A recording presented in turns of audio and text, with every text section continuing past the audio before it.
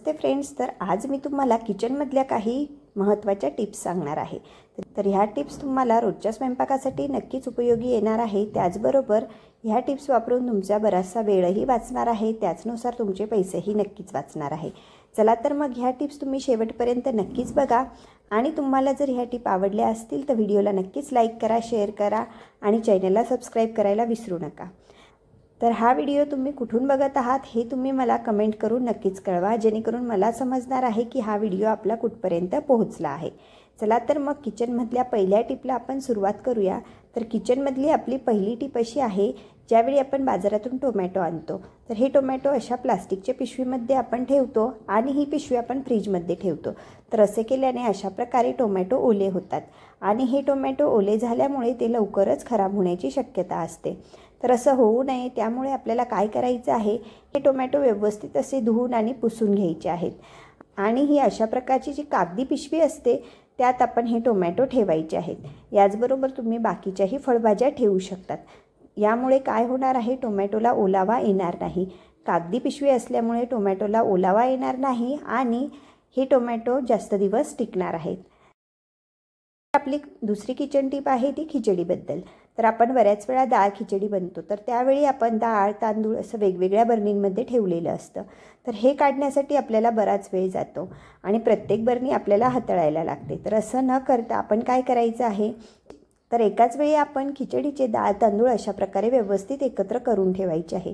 तर इथे मी 2 वाटी तांदूळ आणि अर्धी वाटी मसूर डाळ आणि जवळपास पाऊण वाटी मूगडाळ घेतलेली आहे। तर इथे सालीची मूगडाळ मी वापरलेली आहे आणि ते अशा प्रकारे व्यवस्थित असं मिक्स करून ठेवलं आहे। तर ज्यावेळी आपल्याला खिचडी बनवायची असेल त्यावेळी फक्त एकच डब्बा काढायचा आहे, त्यातनं हे डाळ तांदूळ आपल्याला जेवढे हवे त्या अंदाजाने काढून घ्यायचे आहे। तर अगदी वेळेची बचत करणारी अशी ही टिप होती। तर आपली पुढची किचन टिप आहे ती लिंबूबद्दल। तर बाजारात आता उन्हाळ्यात भरपूर महाग हे लिंबू मिळतात। तर अशा वेळी आपण हे लिंबू आणतो आणि ह्या लिंबाचा व्यवस्थित असा रस निघण्यासाठी काय करायचं, तर अशा प्रकारे फरशीवर किंवा किचन टॉपवर अशा प्रकारे त्याला मऊ करून घ्यायचं आहे। हाताच्या दाबाने त्याला व्यवस्थित असं मऊ करायचं आहे, जेणेकरून यातला सर्व रस बाहेर येणार आहे आणि पुरेपूर असा ह्या लिंबाचा उपयोग होणार आहे। आता पुढची टिप आहे ती बटाट्यांबद्दल। तर आपण नेहमीच बाजारातून बटाटे आणतो आणि अशा प्रकारच्या प्लास्टिकच्या पिशवीमध्ये ते ठेवून देतो। तर अशाला लवकरच कोंब येण्याची शक्यता असते।